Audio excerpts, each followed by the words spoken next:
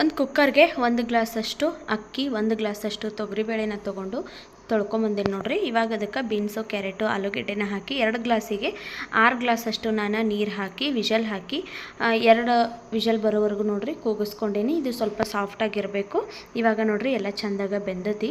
ಒಂದು ಬಾಳ್ಗಿಗೆ 1 ಚಮಚದಷ್ಟು ಎಣ್ಣೆ ಹಾಕ್ಕೊಂಡು ಎಣ್ಣೆ ಬಿಸಿ ಆದಮೇಲೆ ಸಾಸಿವೆ, ಜೀರಿಗೆ, ಕರಿಬೇವು, ಒಣಮೆಣಸಿನ್ಕಾಯಿ, ಗೋಡಂಬಿ ಹಾಕಿ ಚಂದಾಗ ಫ್ರೈ ಮಾಡಿ ಸ್ವಲ್ಪ ಹಿಂಗು, ಅರಿಶಿನ ಪುಡಿ ಹಾಕಿ ಮಿಕ್ಸ್ ಮಾಡ್ಕೋಬೇಕು. ಇವಾಗ ಇದಕ್ಕೆ ಹುಣಸೆ ರಸ ಹಾಕ್ಕೊಂಡು ಫ್ರೈ ಮಾಡ್ಕೊಳಕತ್ತೀನಿ ನಾನು. ಆಮೇಲೆ 1 ಗಿಂಡಿಯಷ್ಟು ನೀರು ಹಾಕ್ಕೊಳಕತ್ತೀನಿ ನೋಡ್ರಿ. ಅದಕ್ಕೆ ಸ್ವಲ್ಪ ಬೆಲ್ಲ, ರುಚಿಗೆ ತಕ್ಕಷ್ಟು ಉಪ್ಪು, ಸ್ವಲ್ಪ ಕೊತ್ತಂಬರಿ ಸೊಪ್ಪನ್ನ ಹಾಕಿ ಕುದಿ ಬರೆಯೋಕೆ ಬಿಟ್ಟೇನಿ.